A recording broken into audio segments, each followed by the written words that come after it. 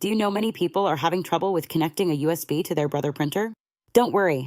In this video, we'll show you how you do this. Let's start. Step 1. Power on printer. Make sure your Brother MFC-J985DW printer is powered on. Step 2. Find USB slot. Locate the USB slot on the printer, usually on the side or front. Step 3. Insert USB drive. Insert your USB flash drive into the slot, ensuring it's fully inserted. Step 4. Access USB drive. Use the touchscreen to select the option for USB drive access. Step 5. Follow instructions. Follow the on-screen instructions for accessing files or options. By following these steps, you should be able to connect your USB to the printer with ease. Still need help? Visit our website for the complete manual.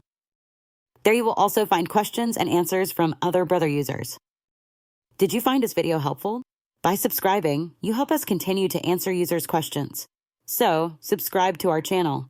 Thanks for watching and see you in the next video.